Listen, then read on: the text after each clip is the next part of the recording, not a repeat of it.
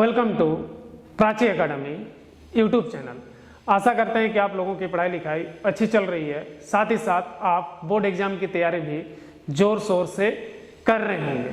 पिछले क्लास में हम लोगों ने लॉ ऑफ रेजिस्टेंस और डिपेंडिंग फैक्टर ऑफ रेजिस्टिविटी का डिटेल से स्टडी किए थे।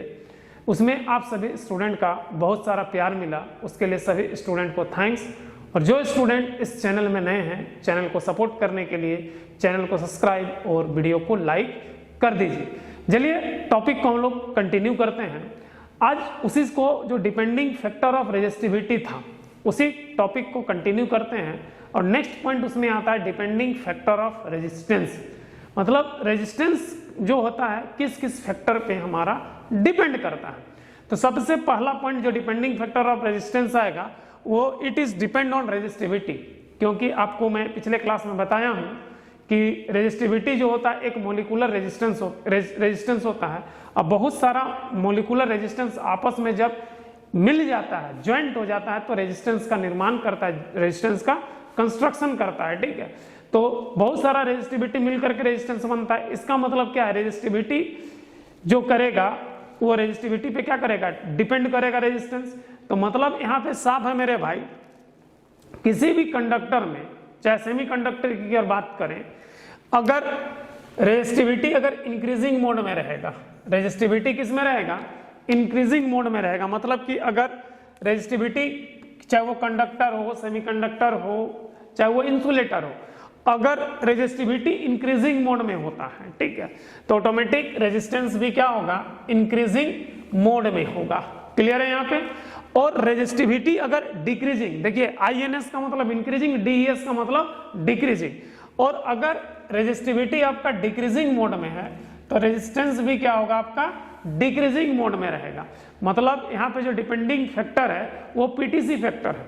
कौन सा फैक्टर है, पीटी, मतलब कि पॉजिटिव कोफिशिएंट है हमारा यहाँ पे। ठीक है, पीसी कह सकते हैं इसको, पीटीसी नहीं कह, टी मतलब टेम्परेचर होता है, पीसी पॉजिटिव कोफिशिएंट है। मतलब रेजिस्टिविटी अगर इंक्रीजिंग मोड में है तो रेजिस्टेंस भी इंक्रीजिंग मोड में होगा उस मैटर का। और रेजिस्टिविटी अगर डिक्रीजिंग मोड में है तो उस मैटर का रेजिस्टेंस भी क्या होगा, डिक्रीजिंग मोड में होगा। उसके बाद नेक्स्ट पॉइंट है, रेजिस्टिविटी जो था हमारा नेचर ऑफ सब्सटेंस यानी इंटरनल स्ट्रक्चर पर डिपेंड कर रहा था। तो भाई जब ये ऑलरेडी रेजिस्टेंस रेजिस्टिविटी पे डिपेंड है और इस पॉइंट पे आपका रेजिस्टिविटी डिपेंड करता है, ठीक है, तो ऑटोमेटिक रेजिस्टेंस भी क्या करेगा, डिपेंड करेगा। इसका मतलब it is depend on nature of substance. Nature of substance करने वाला रेजिस्टेंस जो डिपेंड करेगा इंटरनल स्ट्रक्चर पर डिपेंड करेगा, किसका, मैटर का, कि मैटर का इंटरनल स्ट्रक्चर कैसा है, उस हिसाब से वो रेजिस्टेंस को जनरेट करेगा, ऑफर करेगा हमारा उसके अंदर में। ठीक है, उसके बाद ध्यान दीजिएगा, it is depend on temperature, क्योंकि रेजिस्टिविटी जो है, रेजिस्टिविटी टेम्परेचर डिपेंडेंसी को दिखाता था। और एक ही लाइन कह रहे हैं कि रेजिस्टेंस जो है डिपेंडेंट है किस पे, रेजिस्टिविटी पे। तो जब टेम्परेचर पे ही डिपेंडेंट है रेजिस्टिविटी तो ऑटोमेटिक है क्या, रेजिस्टेंस भी डिपेंड करेगा टेम्परेचर पे। तो मतलब रेजिस्टेंस जो होता है वो टेम्परेचर डिपेंडेंट है। तो किसमें क्या होता है, फेनोमेना को समझिएगा। जब कंडक्टर की बात करते हैं, ठीक है, तो कंडक्टर में रेजिस्टिविटी क्या था, पीटीसी था, तो रेजिस्टेंस क्या होगा, यहां पर भी पीटीसी होगा। PTC stand for positive temperature coefficient. कहने का मतलब है कि अगर किसी भी कंडक्टर का अगर टेम्परेचर पाइलअप मोड में रहेगा तो रेजिस्टेंस भी क्या करेगा, पाइलअप करेगा, मतलब इंक्रीज कर जाएगा। ठीक है, और अगर रेजिस्टेंस टेम्परेचर डिक्रीजिंग मोड में होगा, पीटीसी का मतलब है अगर टेम्परेचर डिक्रीजिंग मोड में होगा तो हमारा रेजिस्टेंस भी डिक्रीजिंग करेगा, यानी फॉलिंग डाउन होगा। टेम्परेचर फॉलिंग होगा तो रेजिस्टेंस भी फॉलिंग होगा। और रेजिस्टेंस अगर पाइलअप होगा, टेम्परेचर अगर पाइलअप होगा तो रेजिस्टेंस भी क्या होगा, हमारा पाइलअप होगा यहाँ पर।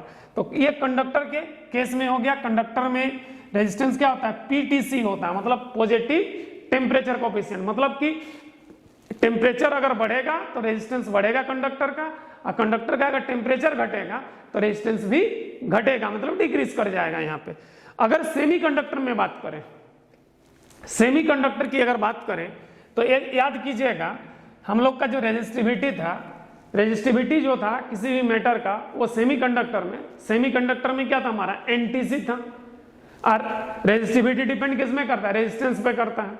तो सीधी सी बात है मेरे भाई कि यहां पर जो रेजिस्टेंस होगा वो एनटीसी होगा। सेमीकंडक्टर में रेजिस्टेंस क्या होगा, एनटीसी होगा। कहने का मतलब नेगेटिव टेम्परेचर कोएफिशिएंट, मतलब अगर टेम्परेचर पाइल अप मोड में होगा तो रेजिस्टेंस क्या होगा, फॉल डाउन होगा, ठीक है, गिरने लगेगा, डिक्रीज करने लगेगा। मतलब सीधी सी बात है कि सेमीकंडक्टर में अगर टेम्परेचर इंक्रीजिंग मोड में है तो रेजिस्टेंस डिक्रीजिंग मोड में होगा, और सेमीकंडक्टर में अगर टेम्परेचर डिक्रीजिंग मोड में है तो रेजिस्टेंस इंक्रीजिंग मोड में होगा, ठीक है।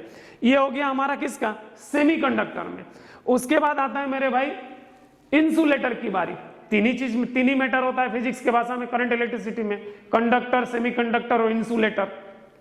तो इंसुलेटर में जो होता है मेरे भाई आइदर पीटीसी और एनटीसी, मतलब कि पीटीसी भी हो सकता है, एनटीसी भी हो सकता है, मतलब कि कुछ कहां नहीं जा सकता है इंसुलेटर के केस में। उसके बाद क्या कहता है, resistance depend on length of conductor. तो रेजिस्टेंस जो होता है कंडक्टर के लेंथ पे हमारा क्या करता है, डिपेंड करता है। तो कैसे डिपेंड करता है ध्यान दीजिएगा। तो इक्वेशन आप लोगों ने लॉ ऑफ रेजिस्टेंस में पढ़ा होगा, R equals to rho L by A, R equals to rho L by A, ये डायरेक्टली प्रोपोर्शनल होता है लेंथ। पिछले क्लास में आपको इसके बारे में डिटेल से मैं आपको बता चुका हूं। तो हमारा रेजिस्टेंस जो है किसी भी कंडक्टर का वो लेंथ में डिपेंडेंट दिखाता था, लेकिन रेजिस्टिविटी क्या था, इंडिपेंडेंट था, क्योंकि रेजिस्टिविटी क्या था हमारा, मोलिकुलर रेजिस्टेंस था। लेकिन रेजिस्टेंस मोलिकुलर नहीं है, ये मेटर रेजिस्टेंस है। तो मतलब किसी भी मेटर का रेजिस्टेंस लेंथ पे डिपेंड करता है। तो कंडक्टर का जो रेजिस्टेंस है वो लेंथ पे डिपेंड करेगा। मतलब कोई कंडक्टर का अगर लेंथ इंक्रीजिंग मोड में है, लेंथ क्या हमारा इंक्रीजिंग मोड में है, क्योंकि डायरेक्टली प्रोपोर्शनल है तो रेजिस्टेंस भी क्या करेगा, इंक्रीज करेगा। और लेंथ अगर डिक्रीजिंग मोड में है, मतलब लेंथ अगर घट रहा है तो रेजिस्टेंस भी क्या करेगा, डिक्रीज करेगा, ठीक है। लेंथ भी क्या करेगा, डिक्रीज करेगा। अब ध्यान दीजिएगा, if length of conductor change n times, किसी भी कंडक्टर का लेंथ को या तो आइदर ड्रैग करके या कंप्रेस करके, या तो खींच करके या कंप्रेस करके लेंथ को n टाइम चेंज कर देते हैं, ठीक है। तो to find the relation between new resistance and old resistance, तो जो ओल्ड रेजिस्टेंस मतलब इनिशियल रेजिस्टेंस, तो ओल्ड रेजिस्टेंस इनिशियल रेजिस्टेंस किसी भी कंडक्टर का अगर L लेंथ का है तो क्या होगा, R rho L by A, R equals to rho L by A, ये आपका क्या इनिशियल रेजिस्टेंस है। अब ध्यान दीजिएगा, मेटल का यानी कंडक्टर का टेंडेंसी क्या होता है, उसका जो डक्टिलिटी प्रॉपर्टी पर एक प्रॉपर्टी आता है कि लेंथ को जितना टाइम इंक्रीज करेगा, जैसे कि मान लीजिए ये एक हमारा एक मेटल का कंडक्टर है, इसको अगर खींच करके लेंथ को अगर 2 टाइम्स बढ़ा देंगे ना भाई मेरे, तो ये जो क्रॉस सेक्शन एरिया होता है ना 2 टाइम्स घट जाएगा। ये डक्टाइल प्रॉपर्टी में आता है, ठीक है। तो सीधी सी बात उसी प्रॉपर्टी का यहाँ पर यूज कर रहे हैं, डक्टिलिटी प्रॉपर्टी का, कि लेंथ को n टाइम चेंज कर दिए हैं, ठीक है। तो हमारा न्यू लेंथ क्या होगा, L2 equals to n into L, L2 equals to क्या होगा, n इंटू एल होगा। तो मेटल का डक्टिलिटी प्रॉपर्टी क्या है कि लेंथ जितना टाइम बढ़ेगा क्रॉस सेक्शन एरिया उतना ही टाइम क्या होगा, घटेगा। तो हमारा न्यू क्रॉस सेक्शन एरिया क्या होगा, A2 equals to n by A होगा। तो न्यू रेजिस्टेंस क्या होगा, रो तो बदलेगा नहीं, क्योंकि मेटर वही है हमारा। हर मेटर का पहले ही बता चुके हैं पिछले क्लास में कि रेजिस्टिविटी चाहे मोटा रहे चाहे पतला रहे, रेजिस्टिविटी बदलता नहीं है। तो रो हमारा क्या रेजिस्टिविटी है, तो रो L2 बाई A2। अब L2 और A2 का वैल्यू आप यहाँ बैठा दीजिए, ठीक है। तो न्यू रेजिस्टेंस इक्वल्स टू क्या हो जाएगा, n square into rho L by A, और इस इक्वेशन 1 से इस वैल्यू को यहाँ पर रिप्लेस कर दीजिए। तो हमारा इक्वेशन बनता है R न्यू, ड्रैग या कंप्रेस करने के बाद क्या होता है, R new equals to n square into R old, मतलब ये ओल्ड मतलब इनिशियल रेजिस्टेंस, जहां n का वैल्यू अगर 1 2 3 4 लेते हैं तो ड्रैगिंग का केस होगा, खींचने का केस होगा, और अगर 1/2 1/3 1/4 अगर लेते हैं तो कंप्रेस का केस होगा। मतलब अगर किसी कंडक्टर का वायर को, कंडक्टर का एक कोई मेटल कंडक्टर है, उसका वायर को खींच करके ड्रैग करके 2 टाइम्स लेंथ को बढ़ा देंगे तो cross section area half times क्या हो जाएगा, घट जाएगा। तो इस कंडीशन में जो नया रेजिस्टेंस होगा ओल्ड रेजिस्टेंस का 4 टाइम्स हो जाएगा, कि 2 का स्क्वायर है, ध्यान दीजिएगा n का स्क्वायर है ना मेरे भाई, तो 2 टाइम्स अगर लेंथ को इंक्रीज किए हैं तो न्यू रेजिस्टेंस क्या होगा, इनिशियल का 4 टाइम्स होगा। अगर 3 टाइम्स अगर लेंथ को इंक्रीज कर दिए हैं तो न्यू का कितना होगा, 3 का स्क्वायर 9 टाइम्स न्यू रेजिस्टेंस ज्यादा होगा, ठीक है। 9 टाइम्स हो जाएगा किसका, इनिशियल का। अगर लेंथ को 4 टाइम इंक्रीज कर दिए हैं तो इनिशियल का कितना 16 टाइम हो जाएगा, इनिशियल का कितना हो जाएगा 4 का square 16 time.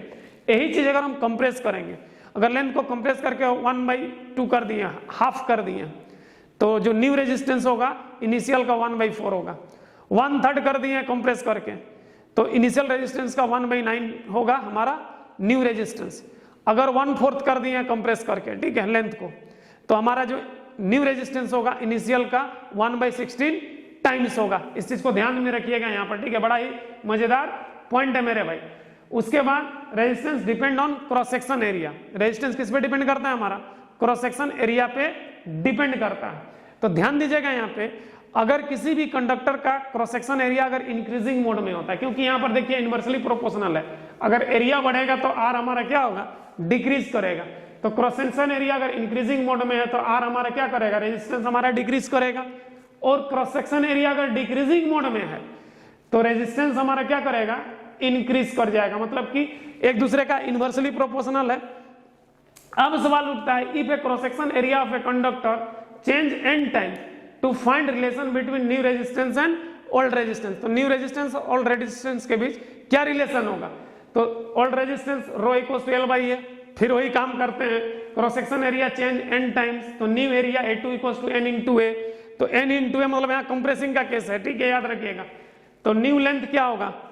L by N होगा, क्योंकि हम मेटल का डक्टाइल प्रॉपर्टी का यूज कर रहे हैं, पहले ही बता दिए हैं कि लेंथ जितना टाइम बढ़ाएंगे क्रॉस सेक्शन एरिया उतना टाइम घटेगा। तो जितना टाइम क्रॉस सेक्शन एरिया को बढ़ाएंगे उतना ही टाइम लेंथ हमारा घट जाएगी। ये मेटल का डक्टाइल प्रॉपर्टी है यहाँ पे, ठीक है। तो न्यू रेजिस्टेंस क्या हो जाएगा? Rho L2 by new resistance equals to rho L2 by A2। अब L2 और A2 का वैल्यू बैठा दिए तो रिलेशन हमारा निकल करके आ गया, R new equals to 1/n² into R old, ठीक है। अब ध्यान दीजिएगा, अगर हम n का वैल्यू 1, 2, 3 बैठाते हैं क्रॉस सेक्शन एरिया में, तो यहाँ पर ये कंप्रेस का केस होता है। लेंथ में यही चीज क्या होता है? ड्रैग का केस होता है। और यहाँ पे 1/2, 1/3, 1/4 अगर क्रॉस सेक्शन एरिया में लेते हैं, ठीक है, तो यहाँ पे ड्रैग का केस होता है, यहाँ पे क्या होता है? लेंथ में कंप्रेस का केस होता है।